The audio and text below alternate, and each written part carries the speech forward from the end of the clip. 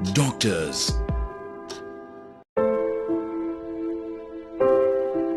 एक डॉक्टर बड़ी तेजी से अपने हॉस्पिटल में प्रवेश कर रहे थे। दरअसल उन्हें एक एक्सीडेंट के मामले में अर्जेंट बुलाया गया था।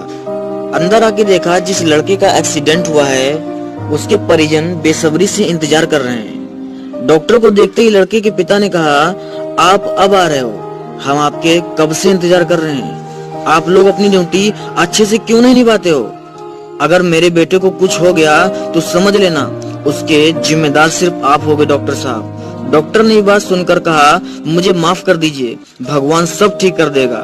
मैं हॉस्पिटल में जैसे ही आपके बेटे की खबर सुनी मैं दौड़ा चला आया। आप प्लीज शांत हो जाओ। लड़के के पिता ने, हम कैसे शांत हो जाएं? अगर ये आपका बेटा होता तो क्या आप यही बात कहते? अगर आपकी लापरवाही से किसी की मौत हो जाए तब भी यही कहेंगे आप? इतना सुना और डॉक्टर ऑपरेशन थिएटर में चले गए।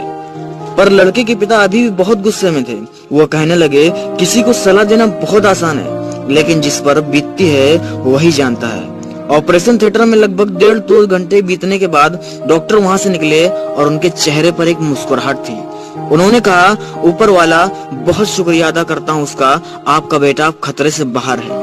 ये सुनकर सारे परिजन बहुत खुश हो गए और सवाल करने लगे, हमारा बेटा कब तक ठीक हो जाएगा, हम उसे कब तक घर ले जाएंगे। पर डॉक्टर जिस तेजी से वहां आए थे उसी तेजी से वह जाने लगे और उन्होंने कहा, बाकी के प्रश्न आप नर्स से पूछ लीजिए। वहीं खड़ी नर्स परिजनों ने कहा, ये डॉक्टर को इतना घमंड क्यों है, भला ही हमारे 2 प्रश्नों का जवाब क्यों नहीं दे सकते थे। नर्स की आंखों में आंसू थे। नर्स ने रोते हुए कहा, डॉक्टर साहब के बेटे का आज सुबह ही एक भयानक एक्सीडेंट से मृत्यु हो गई। जब मेरे फोन किया तो वो अपने बेटे को अंतिम संस्कार करने ही जा रहे थे और वह आपके फोन सुनते ही वह दौड़े चले आए। मेरे दोस्त, वह वहां पर परिजन जितने ही खड़े थे वो भी एक उबासियां लेकर के रोने की आहट में आ गए। वह अब अपने बेटे का अंतिम संस्कार करने के लिए इतनी तेजी से गए हैं। नर्स ने ऐसा बोला।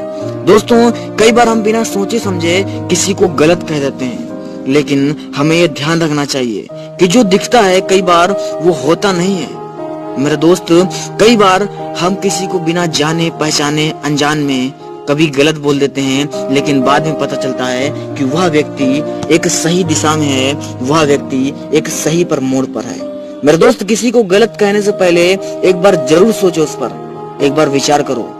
दोस्तों, ये कहानी सुनाने का मतलब मेरा यही है कि लाइफ में वो डिसीजन, वो सब कुछ आप अपना लो।